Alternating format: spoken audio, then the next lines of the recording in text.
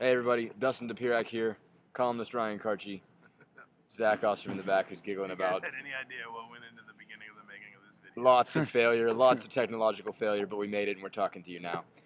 Anyway, Indiana starts out 2-0, 78-53 win over Chattanooga. Outstanding defensive performance tonight and a couple really good offensive ones. Vic Oladipo career high 21 points. Jordy Hull 6 for 9 from 3 for 18. Verdell had 16 points, had a couple turnovers, but scored anyway.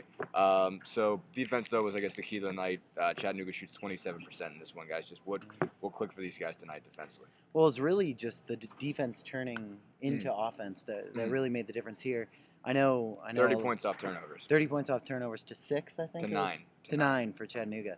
And I know a lot of people. What kind of stood out to me was a lot of people can look at Cody Zeller's night and see, I think it was 7 points, 5 rebounds. Must have had an off night, but really, he was one of the best players defensively on the floor. He has 25 deflections. Coach Green 13 said. deflections, 25 in 25 in 2 games, 13 right. today. And he also had 6 steals, which is an IU freshman record.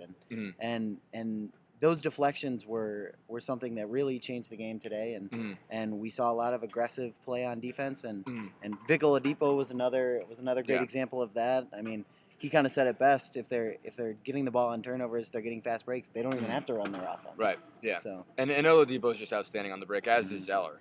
Both of those guys. I mean, Cody didn't really get out there today, but Oladipo did. Jordan Hull's gotten a lot stronger too.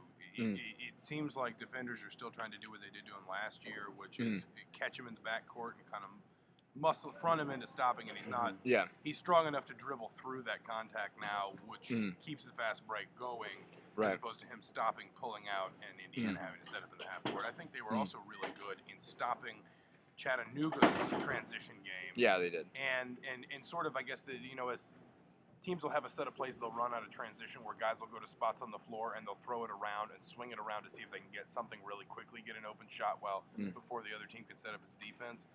And they were really good at sort of finally finding a way, I think, getting out, Oladipo getting out on Omar Watad, or however you pronounce his last name, helped it. But they finally sort of stopped that part of Chattanooga's offense, made them set up in the half court. Chattanooga was not comfortable operating that way.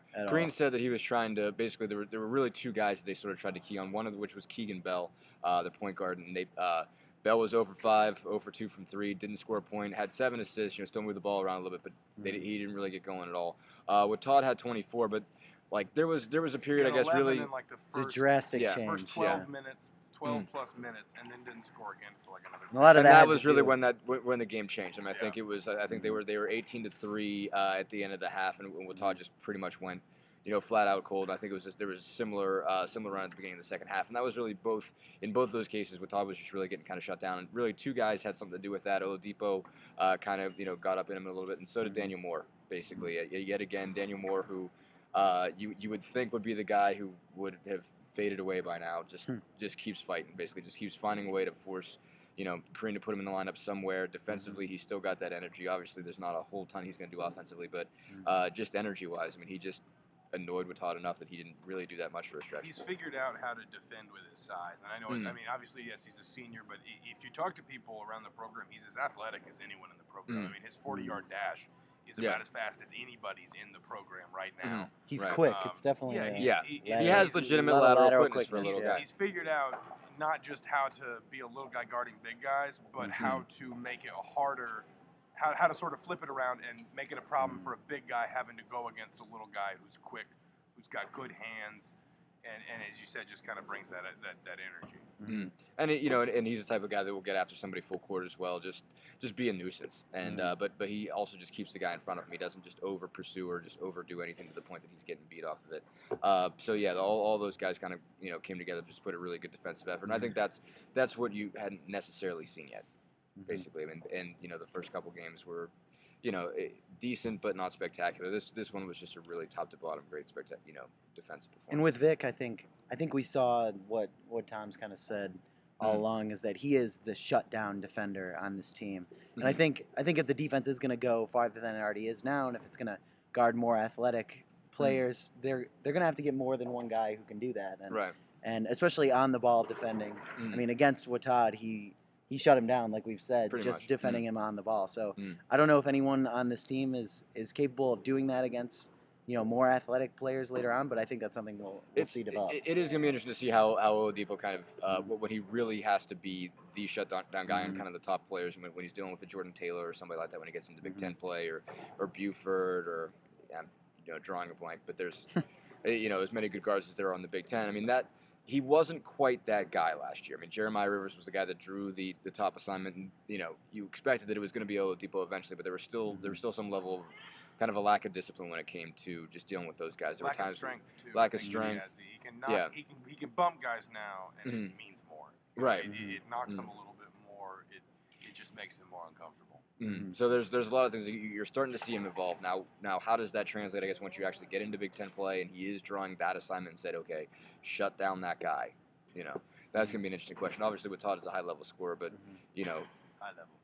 at Chattanooga, I mean, it's a different ballgame when he comes out and plays. Again, the Jordan Taylors of the world. But a guy Tim who was Hardaway's. good enough to go to Georgetown. Right. He played 2 years at guard at Georgetown before transferring to Chattanooga. He's from Tennessee. Don't really know the circumstances behind the move, but right. I mean, this is a guy who was at one time good enough to be recruited and signed by a Big East team. Yeah. So, and he scored, I think, something like 14.1 or 2 points a game last year. Right, but it's all SoCon. So yeah, that obviously that was kind of the big thing tonight. But Jordy Hall is also finally got a groove tonight. Didn't really do much the other night, Friday night, basically just said he felt like he just didn't have it. Just felt off. I mean, I know he really kind of rarely does this, sort of chucked a three. Like in a situation where he really didn't have a look, I guess, the other night. And you obviously didn't see any of that tonight. He was just in a flow. He hit a three at the beginning and just pretty much kept cruising from there. I mean, he was 6 of 9 from 3-point range. I mean, that's I don't think you're going to see a better flow than that. That means he's looking for a shot as well, which is sort of obviously they've been harping on that since he walked in the door. Basically, look for your shot, look for your shot, look for your shot. Now that was something he did tonight. When it was there, he mostly took it. There was one that he passed up on a fast break. But more or less, other than that, when he had a look, he took it, and usually he knocked it down. I think we saw this a little bit in the summer when he saw the ball that Pro-Am was not the kindest thing to someone who is just naturally going to share the ball as opposed to shooting it as soon as he touches it. But it seems like he is a little bit more aggressive just shooting the ball. There were some times tonight, and certainly didn't see this Friday night, but there were times tonight where just kind of from my memory and remembering the way he'd reacted to similar situations a year ago, 2 years ago, I expected him to ball fake. The defender was flying out, and I expected him to ball fake and then try to go around him. And instead, he took the three, which is something that we kind of said he needed to do last year, and he wasn't doing. He wasn't shooting, with guys flying out at him. He was only taking the shot when he was wide open. I think he was more comfortable, more aggressive, sort of taking a contested three. Right, and that's something that they need, because even if he doesn't make those, you still know, as a defense, you still know what he's capable of. And and you have to come out on him. Yeah, and if you see him willing to take those shots, as opposed to ball faking and then again trying to drive around or trying to do something else, then you're going to have to keep coming out on him, because eventually, if you don't, he'll start finding that. And being better on the offensive boards, that's going to help too when you're throwing up shots like that if they are contested. So. Yeah, there was a couple guys that were a little bit, I guess worrisome tonight. I guess Christian Watford had a rough evening. 1 for 7, 0 for 3 from 3, 2 points.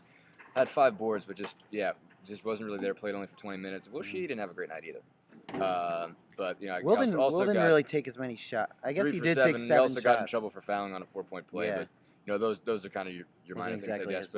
But one way or another, it's another one for them to build on. Really, that's. She, we don't know if he's still. You got a point. You got a point. He didn't look. He wasn't as aggressive as he was in the first game. That's for sure. No, but those are kind of small things. But basically, after 2 games, I mean, obviously you're a long way from seeing the real competition to when it's going to matter. But they go on Evansville on the road. Evansville should be a. They haven't won a game on the road since Penn State in 2010. And I think that might be the only true road game that Crean has won. That's the only true road game that they've ever won. They've beaten but they haven't been on a neutral floor. Some other teams on Maui, I think they beat. Yeah, they beat Chaminade. Well, that was sort of a road. I mean, it is Chaminade's home court in Maui, but anyway, that one might be telling. Basically, Evansville obviously knocked off Butler the other night, so that they might have a team down there, and they'll have to go someplace at least a little bit hostile. It's not quite the same as playing a Big Ten team on the road, but it's something, and that's what you're going to learn from. A pro IU atmosphere. It's the Ford Center, which is actually not on Evansville's campus. It's downtown. People are gonna make the trip too. Yeah. So, Mhm. but So. anyway, all right. Thanks, guys. Thanks.